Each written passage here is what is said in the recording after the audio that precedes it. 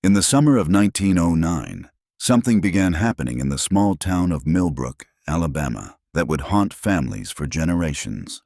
7-year-old Emma Whitmore started speaking words that weren't her own, words that belonged to the dying, words that no living person should know. What started as whispers in her sleep became clear, desperate messages from people who had just taken their final breath. But Emma had never met these people. She had never been near them when they died. So how did she know their last words, spoken in rooms miles away, sometimes days before anyone discovered the bodies? The Whitmore family lived on the outskirts of Millbrook, in a modest farmhouse surrounded by cotton fields that stretched toward the Alabama River.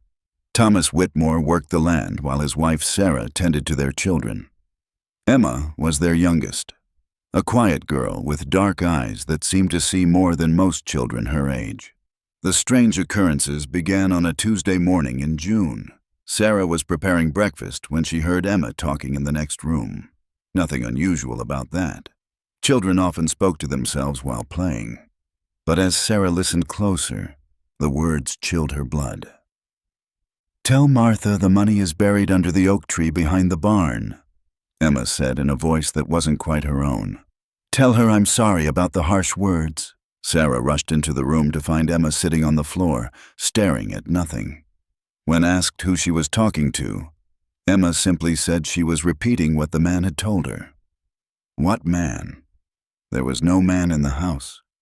Later that day, news spread through town that old Henry Morrison had died in his sleep. His daughter Martha found him that morning, and according to the doctor, he had been dead for several hours. When Martha mentioned Emma's words to Sarah at the general store, both women went pale. Henry had indeed hidden money behind his barn, and he had argued with Martha just days before his death. But this was only the beginning. Over the next several weeks, Emma continued to speak the final words of the dying. She would stop whatever she was doing.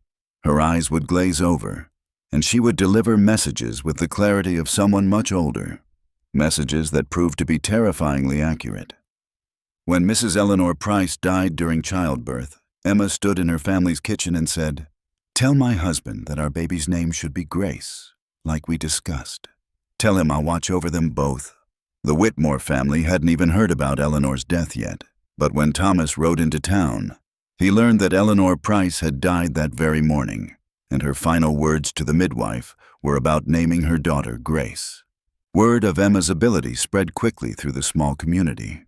Some families came to the Whitmore farm, desperate to hear if their recently departed loved ones had left any final messages.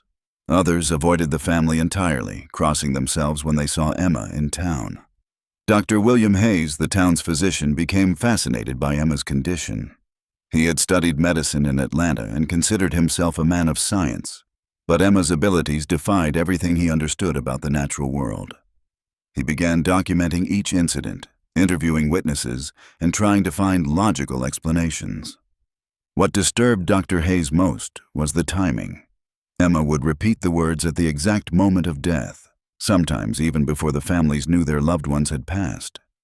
When Samuel Tucker died alone in his cabin, Emma spoke his final words while playing in her yard 3 miles away. Tucker wasn't found until the next day, but the coroner estimated his time of death matched exactly when Emma had delivered his message. The messages themselves were deeply personal. Confessions of old sins, locations of hidden valuables, expressions of love for family members, and sometimes warnings about dangers the dying could somehow perceive. Emma delivered each message with the same detached accuracy, as if she were simply a vessel for voices from beyond. Dr. Hayes theorized that Emma might be experiencing some form of telepathic connection with the dying. He had read about similar cases in medical journals from Europe, though none quite like Emma's.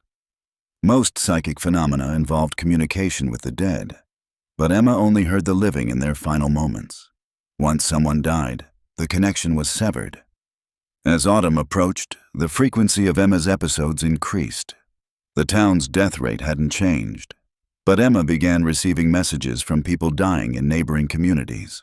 Her range seemed to be expanding, as if her ability was growing stronger. The most unsettling incident occurred in October.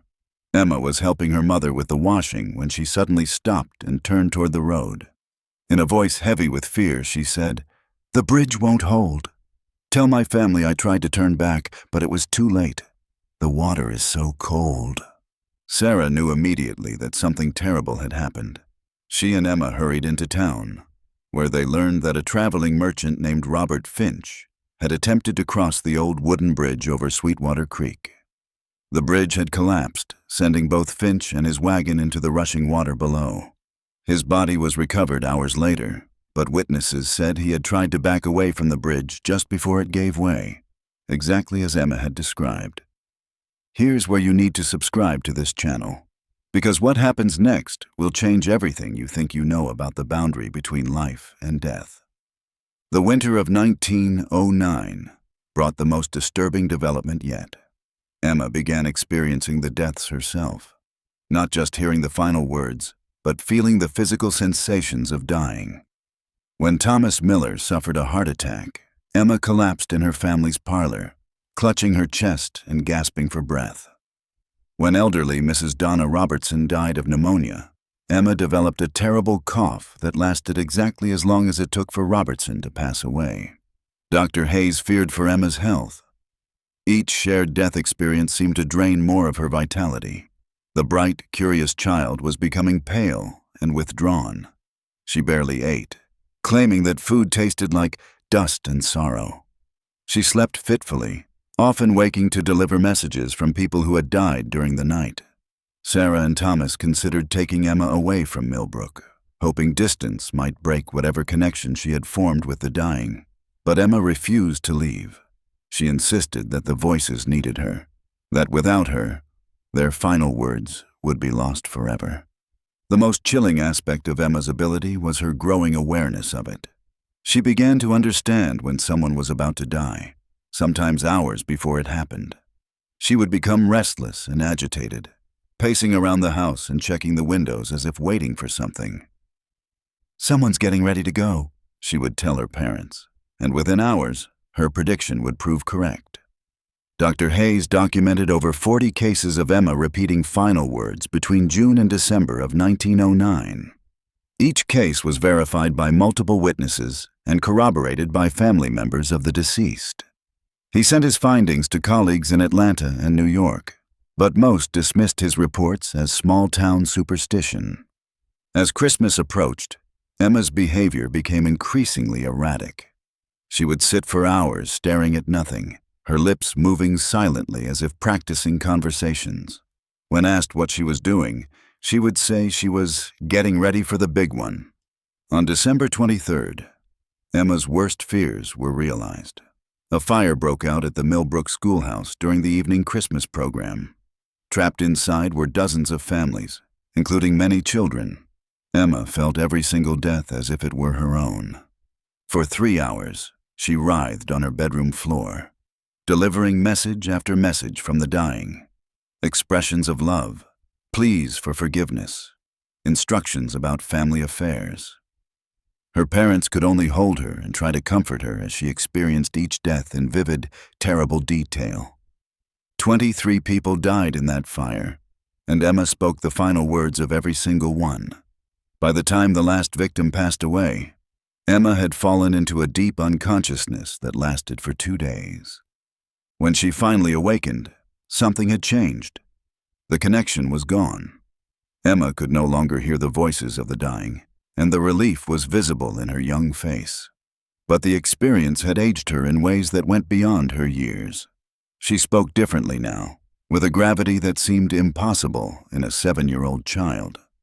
Dr. Hayes theorized that the trauma of the schoolhouse fire had somehow severed Emma's psychic connection.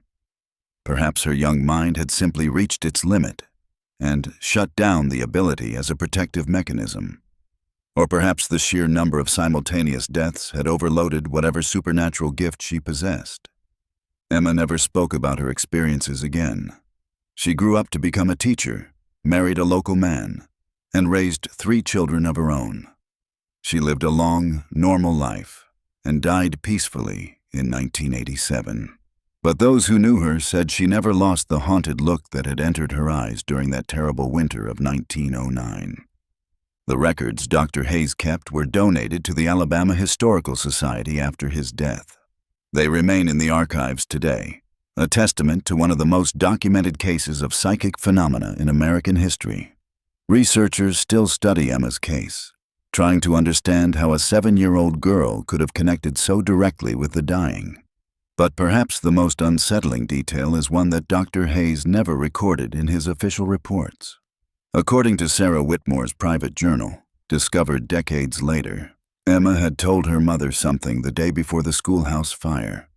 She had said she could see her own death approaching, still many years away, and she knew exactly what her final words would be.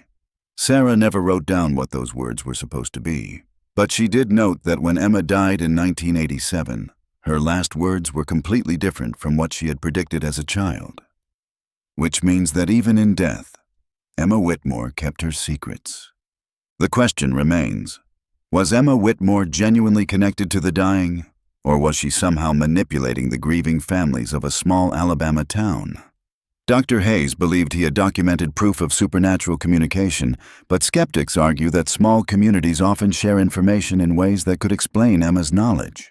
What they can't explain is how a 7-year-old child could have known intimate details about people she had never met, who died miles away from her home. But there's something else that the skeptics don't know.